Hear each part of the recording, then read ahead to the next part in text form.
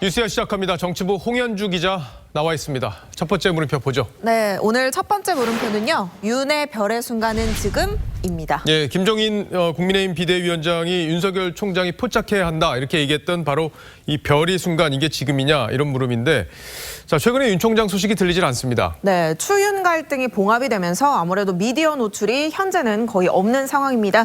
그래서인지 한때 대권 후보 1위까지 기록했던 윤 총장의 지지율이 최근에는 보시는 것처럼 눈에 띄게 좀 낮아졌습니다. 지난달에 비해 지지율이 5.1%포인트 떨어졌습니다.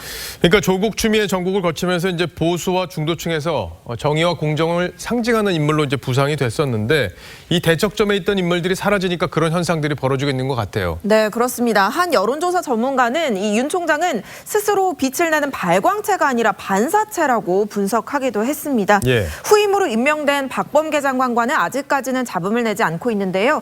박 장관이 청문회 때 원전 수사에 대해서 과하다는 비판이 있다면서 적절히 지휘하겠다고 한 만큼 이 정권 관련 수사를 놓고 갈등을 빚을 소지가 조금은 있어 보입니다. 그것이 과다한 수사다. 또 정부의 탈원전 정책을 겨냥한 수사다라는 일각의 비판이 있는 것으로 안다라고 저는 답을 했습니다. 윤 총장이 이제 정권 관련 수사를 제대로 진행한다면 이제 공정과 정의의 상징성 이걸 지킬 수 있겠지만 이 원전 수사 그리고 청와대 하명 수사 의혹 이런 것들을 제대로 밝혀내지 못한다. 이렇게 되면 그 상징성이 사라질 수도 있겠어요. 네, 아시는 것처럼 이미 감사원 감사회와 검찰 수사에서 정부의 월성 1호기 조기 폐쇄는 문재인 대통령의 한마디에서 시작됐다는 점이 밝혀졌습니다. 대통령 한마디요. 네, 원전 폐쇄 선언을 한 지 1년 뒤인 2018년 4월에 문 대통령이 보좌진에게 월성 1호기 영구 가동 중단이 언제 결정되냐고 질문을 했습니다. 이에 백운규 전 장관이 산업부 원전 과장에게 너 죽을래? 라며 크게 화를 내는 등 독촉한 끝에 이 산업부 방침을 즉시 가동 중단으로 확정하게 됐다는 겁니다. 법조계 일각에서는 검찰이 백운규 전 장관과 함께 청와대 산업정책비서관을 지낸 최이봉 사장선에서 이 수사를 마무리하려는 것 아니냐는 시각이 있습니다. 그러니까 이제 수석이나 비서실장 수준까지 수사가 올라가지 않을 거다 뭐 이런 얘기들이 나온다는 건데 자 이게 울산시장 선거 개입 논란 이것도 송철호 시장이 대통령이 이제 형으로 부른다고 본인 스스로가 얘기를 하지 않았습니까? 예. 그리고 이제 그래서 결과적으로 권력형 선거 개입이다 이런 논란이 불거졌었고 근데 정작 백원호 비서관 정도가 기소된 이후에는 아직 별다른 움직임이 안 보이고 있어요. 네, 검찰은요 송철호 울산시장을 지난달 피의자 신분으로 조사했고 이진석 대통령 국정상황실장을 기소하기로 결론을 냈지만 그 밖에 임종석 전 비서실장이나 이광철 현 민정비서관에 대한 수사는 지지부진한 상황입니다. 예, 여기에다 이제 펀드 의혹들이 지금 많이 불거졌는데 이 수사도 지금 진행이 안 되고 있어요. 여권 인사들이 연루된 의혹들이 있기 때문에 이것도 제대로 좀 파헤치지 않는다면 윤 총장 역시 이제 선택적 정의다 이런 논란에 휩싸일 수밖에 없을 것 같습니다. 첫 번째 물음표 정리해보죠. 네, 첫 번째 물음표 윤의 별의 순간은 지금의 느낌표는 수사 잘하면 발광체로 하겠습니다. 예. 문 대통령은 윤 총장을 문재인 정부의 검찰총장이라고 한 바 있습니다. 살아있는 권력도 수사하라는 문 대통령의 말을 잘 따른다면 반사체가 아니라 스스로 발광체가 될 수도 있어 보입니다. 예. 사람에 충성하지 않는다고 했던 윤 총장이 만약 그 원칙을 어기면서 현 정권과 타협한다면 또 하나의 정치 검찰로 기록될 수도 있다는 점 유념해야 할 겁니다.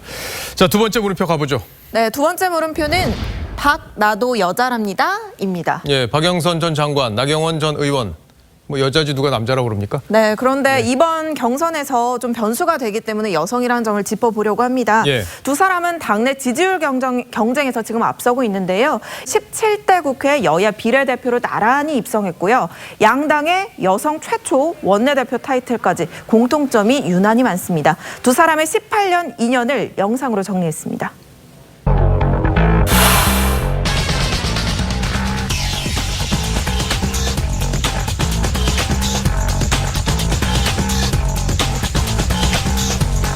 표 볼 것도 없다. 그냥 최악 나빠졌다만 얘기하면 된다. 이럴 정도로 지속적인 어떤 비판 그것이 꼭 승리로 연결되는 것 같진 않습니다.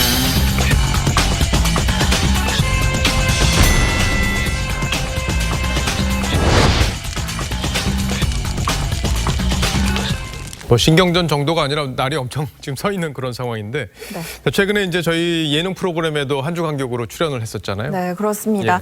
이 두 사람 사이의 신경전이 정말 요즘에 더 거세지고 있는데요. 나 전 의원은 어제 북한 원전과 관련해서 박영선 후보님 이런 한심하고도 위험한 정권의 실체를 보고도 원조 친문이 하고 싶습니까? 뭐 이렇게 지적을 했습니다. 예. 박 전 장관도 박원순 전 시장에 대한 입장을 밝히라는 나 전 의원을 향해서 마치 갑의 위치에서 명령하듯 이야기를 한다고 말한 바 있습니다. 예.